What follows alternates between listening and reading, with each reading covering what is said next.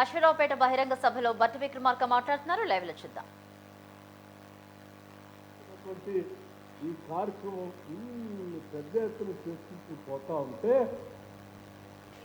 ఆయనట సంవత్సర కాలం 10 ఏళ్ళు సంపదనంతా దోసుకొని మమ్మల్ని రాష్ట్రాన్ని మొత్తాన్ని తాకట్టు పెట్టి 7.5 లక్షల కోట్లు తెచ్చి దాన్ని ఖతం చేసి ఫామ్ హౌస్లో సంవత్సరంన్నర పడుకొని బయటకు వచ్చి వరంగల్లో సభ పెట్టి ఈ కాంగ్రెస్ వాళ్ళు నాశనం చేస్తున్నారని చెప్పి ఏంటి నాశనం చేయటం? పాఠశాలలు పెట్టడం నాశనం చేయటమా?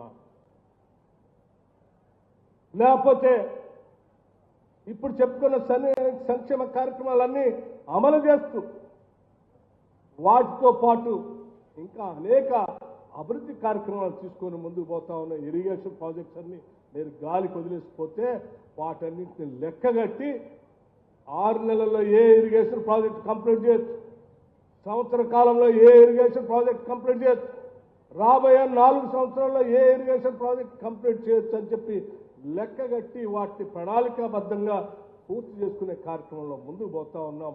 హైదరాబాద్ నగరం అభివృద్ధితో పాటు ఈ రాష్ట్ర అభివృద్ధి ఆధారపడి ఉంది. ఎందుకంటే హైదరాబాద్ చుట్టూ వస్తున్నటువంటి అభివృద్ధితో ఈ రాష్ట్రానికి ఆదాయం వస్తుంది. ఆ ఆదాయంతో రాష్ట్రంలో ఉన్నటువంటి పేదలందరికీ మనం సంక్షేమ కార్యక్రమాలు చేసుకోవడానికి అవకాశం ఉందన్నటువంటి ఆలోచనతో ఈరోజు పెద్ద ఎత్తున ముందుకు పోతా ఉన్నాం. అందులో భాగంగానే ఈరోజు రాష్ట్ర వ్యాప్తంగా ఆనాడు మనం మొదలుపెట్టినటువంటి ఇందిరా క్రాంతి పథకం, ఐకేపీ డ్వాక్రా సంఘాలు వడ్డీ లేని రుణాలు ఇచ్చేటువంటి కార్యక్రమాన్ని ఆనాటి కాంగ్రెస్ ప్రభుత్వం మొదలు పెడితే 10 ఏళ్లు అధికారంలో ఉండి పాపం మహిళలందరినీ గాలికి వదిలేశారు. ఈరోజు మన ప్రభుత్వం రాగానే మళ్ళీ డ్వాక్రా సంఘాల అందరినీ పోగేసి ఆ డ్వాక్రా సంఘాలకి మహిళలకి సంవత్సరానికి 20,000 కోట్ల రూపాయలకు తగ్గకుండా వడ్డీ లేని రుణాలు ఇచ్చేటువంటి కార్యక్రమాన్ని ఈరోజు ఇందిరమ్మ ప్రభుత్వం తీసుకొని ముందుకు పోతాం. ఆ మహిళలకి వ్యాపారాలు చేపించబోతా ఉన్నాం, క్యాంటీన్లు పెట్టిస్తా ఉన్నాం, ఆర్టీసీ బస్సులు ఇప్పిస్తా ఉన్నాం, సౌర విద్యుత్ పెట్టేటువంటి పరిశ్రమను వాళ్ళతో పెట్టిస్తా ఉన్నాం. అంతిమంగా ఈ రాష్ట్రంలో ఉన్నటువంటి ప్రతి మహిళ ఆత్మగౌరవంతో తలెత్తుకొని ఈ రాష్ట్రం నాది, ఈ రాష్ట్రంలో నేను తలెత్తుకొని గర్వంగా నేను బతకగలిగినటువంటి పరిస్థితితో ప్రతి మహిళ అభివృద్ధి కోసం ఈరోజు రాష్ట్ర ప్రభుత్వం ప్రణాళికలు ముందుకు చేసుకొని పోతా ఉన్నాం. ఇన్ని చేసుకొని పోతా ఉంటే మహిళలకు ఇస్తే అన్యాయం అంటాం, నిరుద్యోగ యువకులకు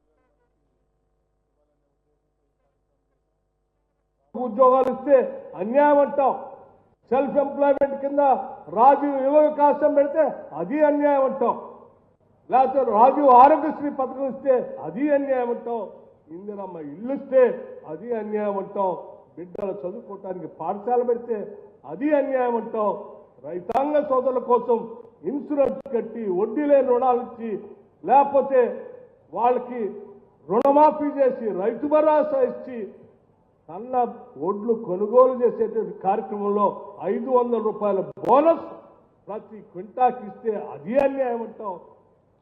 ఎవరికి ఏం చేసినా అన్యాయం అంటాం. చివరికి నువ్వు నీ కుటుంబానికి సంబంధించిన నీ పార్టీకి సంబంధించిన నలుగురు ఈ రాష్ట్ర సంపదను దోచుకుంటే అది న్యాయమా? లేకపోతే ఈ రాష్ట్రంలో ఉన్న 4 కోట్ల మంది ప్రజలకి సంపదని పంచితే అన్యాయమా?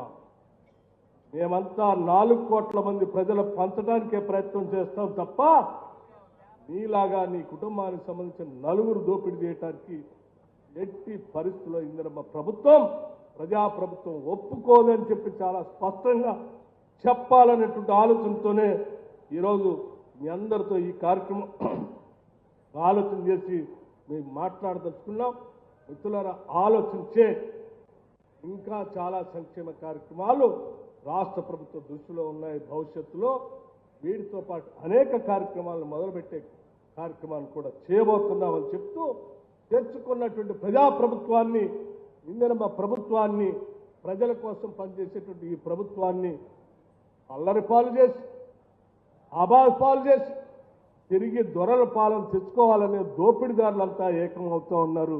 అటువంటి దోపిడీదారులు మాటలు నమ్మవద్దని ఆ దోపిడీదారులందరినీ దూరంగా ఉంచాలని, అప్పుడే నిజమైనటువంటి ప్రజాస్వామ్య ప్రజా సంక్షేమ అసలు సిసలైన ఇందిరమ్మ ప్రభుత్వ పాలనే మెరుగైన పాలన అని చెప్పి మీ అందరికీ నేను సవినయంగా మనవి చేస్తూ సెలవు తీసుకుంటున్నాను. జై హింద్.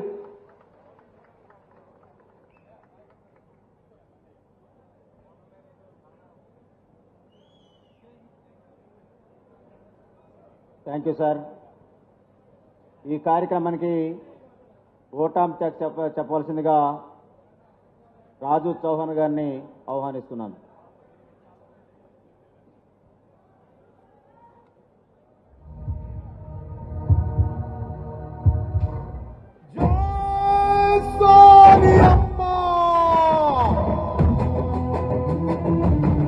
ఈనాటి 6 సబ్స్టేషన్ల శంకుస్థాపన మహోత్సవానికి చేసిన విశేషి మన గౌరవ అసరాపేట ఎమ్మెల్యే ఆదినారాయణ గారికి,